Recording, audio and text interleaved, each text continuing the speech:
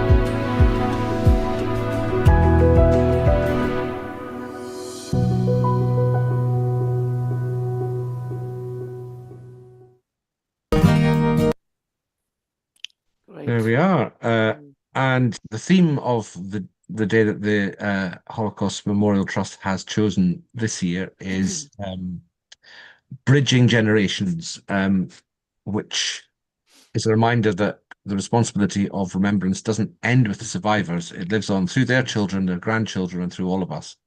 And the theme encourages us all to engage actively with the past, to listen, to learn, and to carry those lessons forward.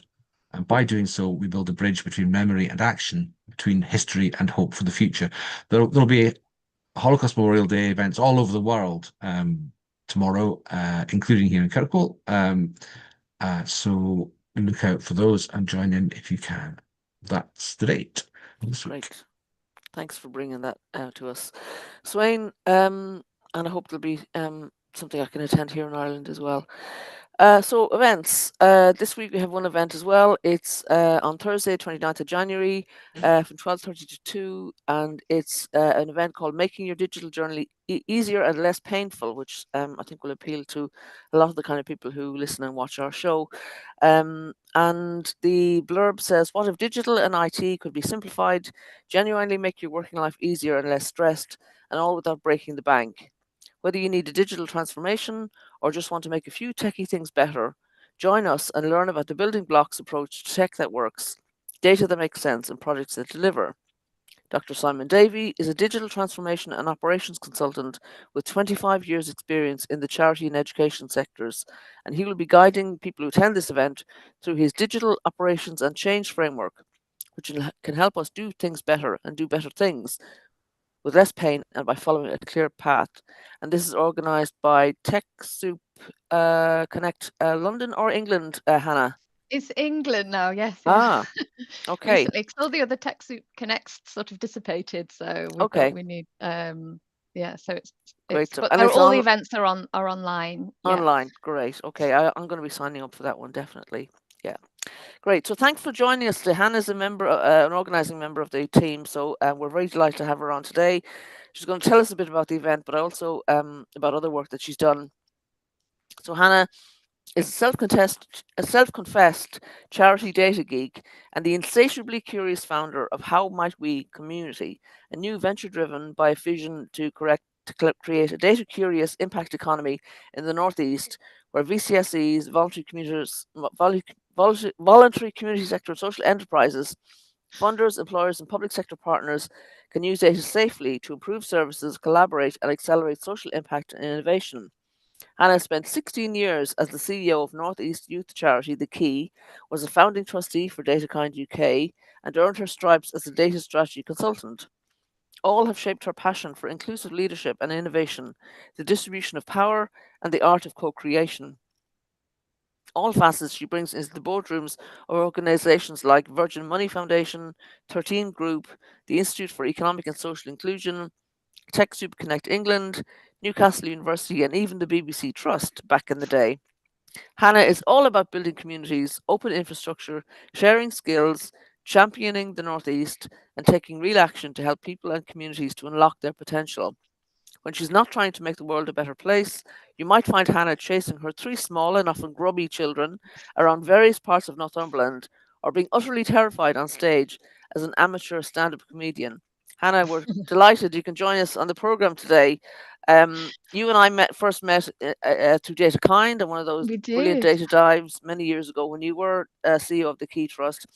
I was so impressed with your energy and enthusiasm and your youthfulness, I have to say, because it was unusual, I think, for someone of your age to be in such a senior position. But it was so refreshing and and exciting. And those data dives, I really enjoyed them. I learned an awful lot. Um, so tell us what you're doing now and what you want to talk about today. Yeah, thank you. That was a really long introduction, and I hadn't realised quite how long it would. Worth saying. Yeah. Yeah, so like primarily I was wanting to talk today about our event on Thursday that you've just spoke about. So TechSoup Connect London. So I've been working alongside Dr. Simon Davey, who's a proud Northerner as well, so that always gets my vote. And Kate White from Superhighways, and Sid from he works for DSIT, but they have been running as like volunteer organisers the TechSoup events in London and now across England for quite a while now. And the idea is about trying to just bring really like palatable, understandable building blocks of ideas towards charities, in particular those who are smaller and maybe don't have big budgets, to help them think about how they can use data and digital more effectively. And so this Thursday with Simon, so I mean, he's just incredible, and he's had so long working both sort of in-house and as a consultant for all sorts of different types of charities and collectives of charities. And it's just over that time he's developed this understanding about how the similarities between all of those organizations and how they all need to approach their sort of digital transformation work. he's developed this DOC framework, and it's just brilliant, and it's really simple. So he sort of breaks things down so it feels like he's got lots of Lego images, because it feels like sort of building blocks with recognizable sort of pieces of Lego, and you can create this sort of scaffolding, and then of like 4 different components of your organization, and then in particular drilling down into the digital and operations side of things, again with really manageable blocks that you can like put together in any order. So he's going to on Thursday talk people through his framework and some real practical ideas about how to use it. We're hoping also we're going to be sharing quite a lot of resources at the end of the event that people can refer to afterwards. And I think for us it's also important that people are able to connect with each other, because this is like can be a complicated, scary, lonely journey trying to drive digital transformation through a charity. So the more that we can help people to connect and learn from each other, the better. Absolutely. And how many people are you expecting, or how many people have you got room for?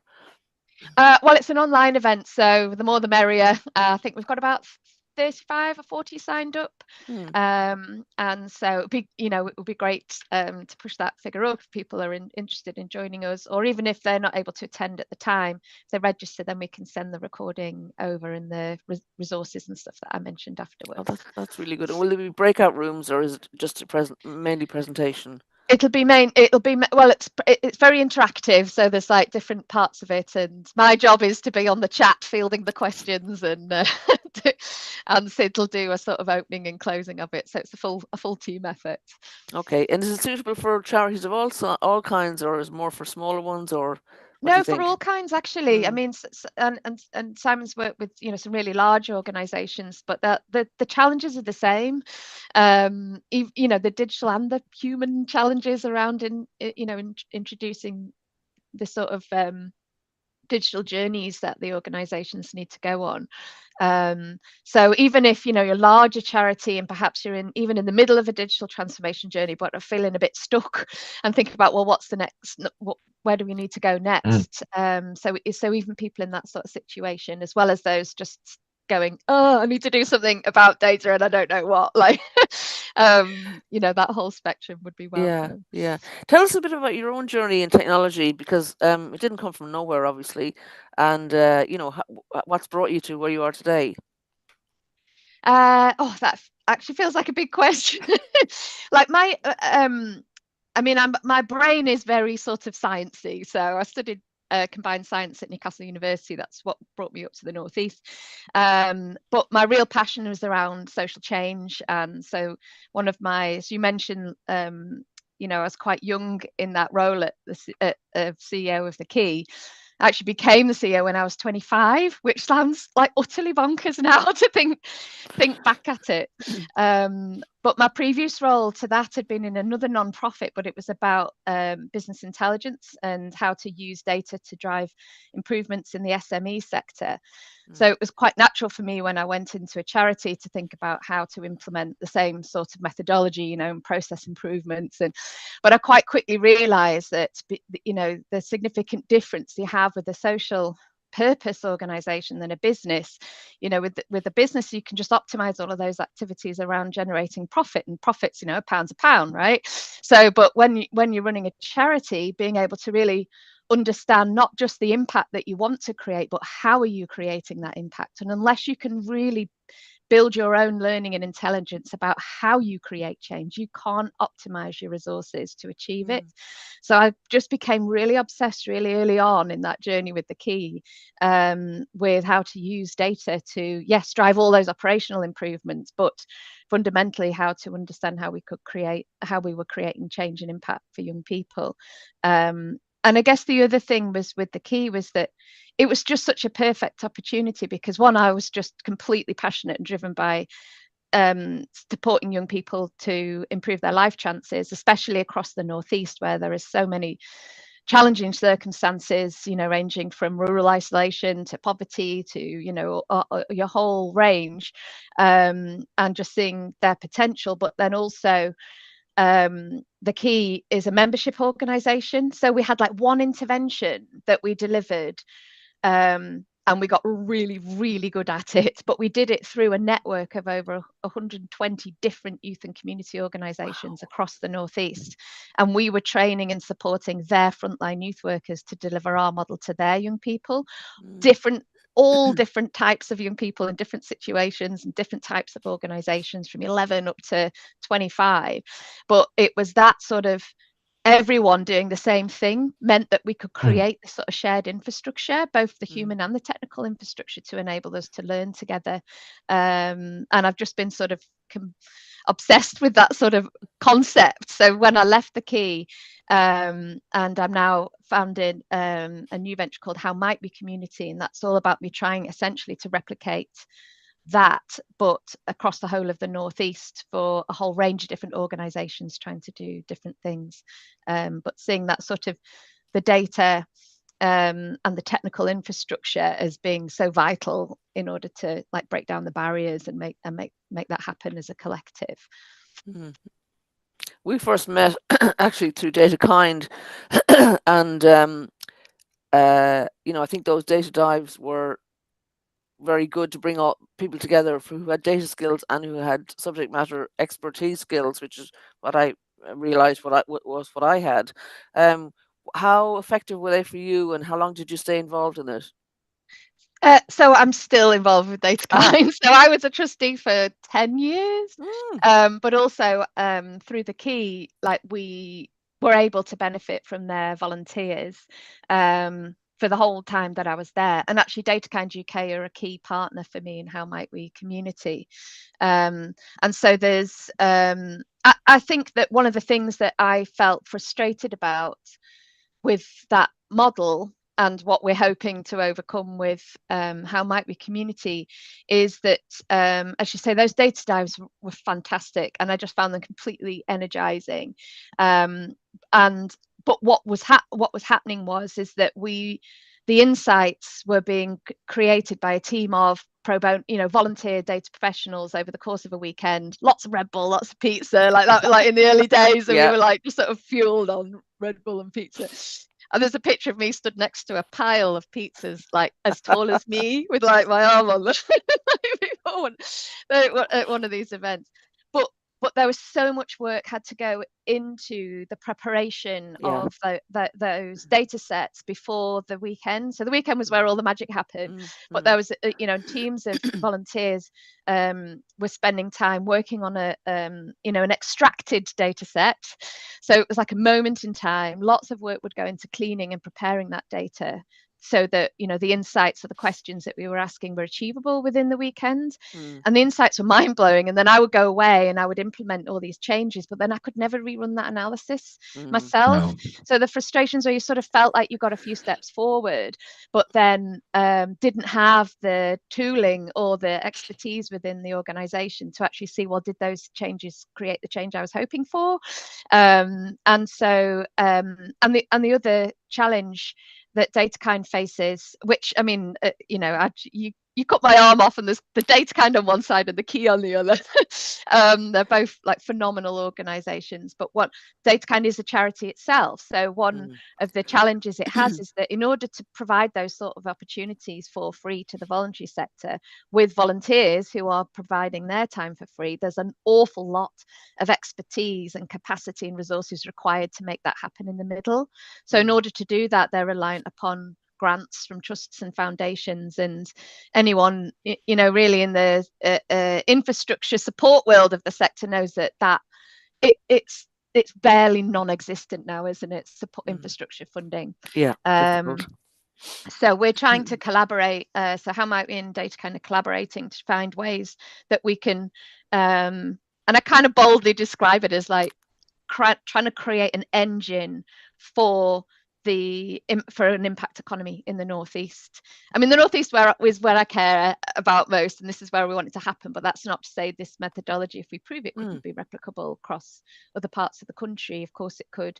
But it's bringing in, resources and thinking about that value exchange between the private sector as employers of data talent, also as suppliers to public sector. So thinking about like that whole social value ecosystem is utterly broken and needs to be changed so that millions and millions of pounds worth of social value money doesn't hit the charitable front line. That's shocking, and it needs to change. And but it's understanding what the right levers are and how we can position charities to be able to receive that type of funding, but also in a frictionless way be able to demonstrate the outcomes and the impact data that's required for the reporting lines up, through the suppliers and then the procurement teams. So yes, anyway, I risk going off down a rabbit hole now. No, it's fine.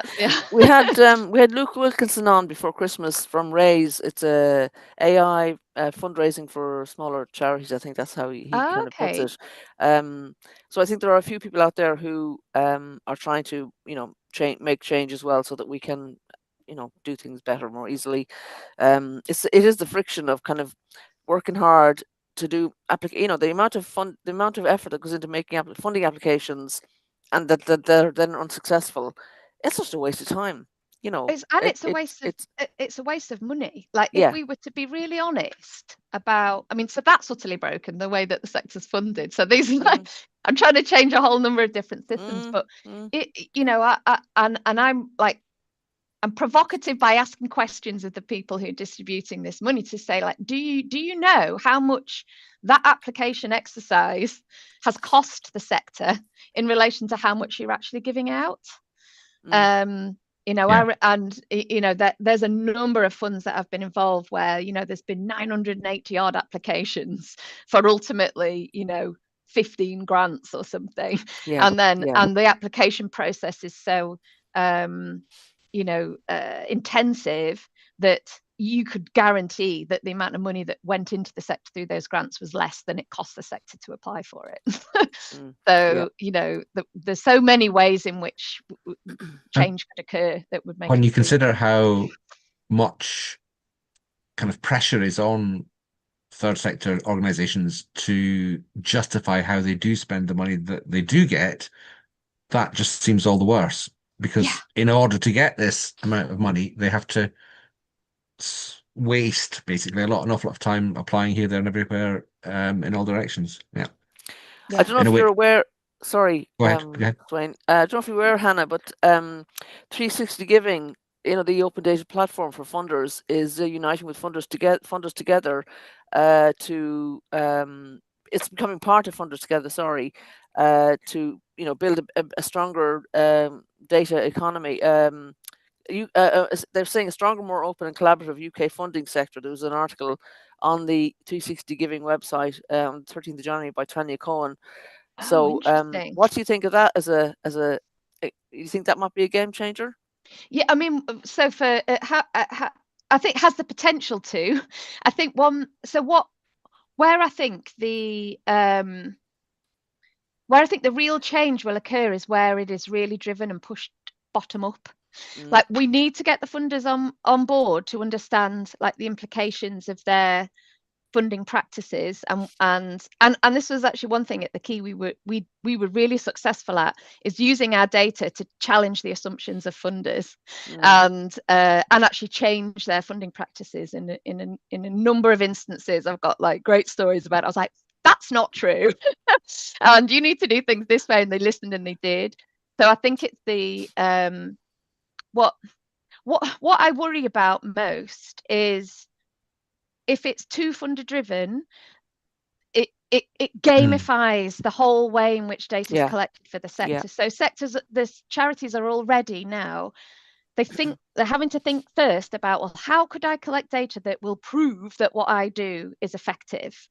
And it's a game rather than how might I collect and use data to understand how I'm creating change so that I can make improvements. And by the way, a beautiful byproduct is I've got this evidence that I can use to support my fundraising efforts.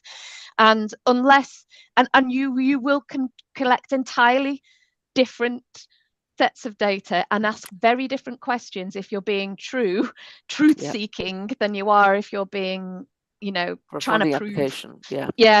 And so my worry is if there isn't this sort of meeting between the two and it's too top down, all it's doing is then providing a more joined up game for everyone to play, which arguably would be better than what it is now, but it's A still more not efficient gonna, game that isn't quite Yes. working. Yes. Yes. We'll have to invite the new entity onto the program to talk about their view of things. But yeah, I think that's good. Hannah, I just wanted to quickly talk to you about stand-up comedy, being a stand-up comedian. Oh, yeah. It's something that I, in my dim and distant past, did to try and overcome public speaking nerves. Really? What's it? Yeah. You've never told me that before. Well, there you go. You learn something new every day. How's it been for you, Hannah? You know what? So I was introduced to it through the same route. So I joined a course called Confidence Through Comedy, run by a guy in the Northeast called Alfie Joey, who's like he's everything. He's been a monk and he's a comedian, and he's just a Swiss Army knife of public speaking. And yeah, when I first read about what the course, my heart went like this, and I was just like, that sounds utterly terrifying. I have to do it. So I'm like one of those who find something that scares me and like run towards it. So and I loved it. It is utterly terrifying. I had my Fitbit on the first time I did it, and in a 7-minute set, what did my heart rate go up to? It was like close to heart attack level, and I burnt something like 274 calories. In 7 minutes. But it was brilliant. Yeah, it's still the scariest thing that I ever do. Or is Pauline frozen? Pauline, or I is she think Pauline may have thinking wistfully dropped about off her own comedic yes. experience? She's laughing so outrageously that she's dropped off the call. Oh no, here Am I she is. She's back. Yeah. Okay. I was just saying I did a 10-week course for stand-up comedian, budding stand-up comedians with a guy, I can't remember his name now, James something or Cook, I think. And yeah, but then we only had to perform in front of friends and family, and even that was nerve-wracking. I didn't do a public one, so yeah. I have a recording of my my performance somewhere, but I haven't even listened to it. I'm so I mean, I would encourage anyone to give something like that a go. Like, if you talk about putting yourself out of your comfort zone, like it's like absolutely doing it. I did one performance at Long Benton Social Club, which if you know the Northeast at all, you'd be like, oh, really? And it was, if I ever had any aspirations of the glamour of being a stand-up comedian, they were shot down immediately right there. Like, my set was followed by a meat raffle. Excellent. My God, yes, definitely. That's a no response to that. Hannah, we're going to be closing the show early in a few minutes because we both have to get on to other things. What are you hoping for as the year kind of rolls out with the year of the Lunar New Year coming, all that entails and promises, and TechSoup Connect England. What kind of things are you looking at doing for the rest of the year? I mean, I feel like 2026 is going to be a really big year for How Might We community, because I've been in planning and discovery and problem and understanding for like a year now, and I've got everything lined up, the pilot partners, the delivery partners, apart from all the funding. I'm still working on that bit, but it's sort of this year is go big or go home time for me. Right.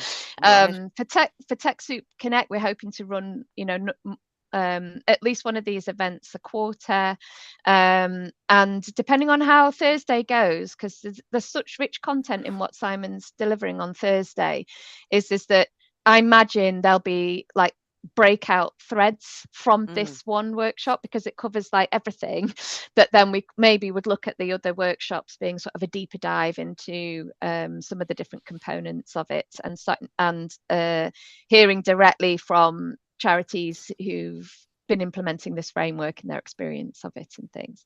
Some people are already using it. Yes. Okay.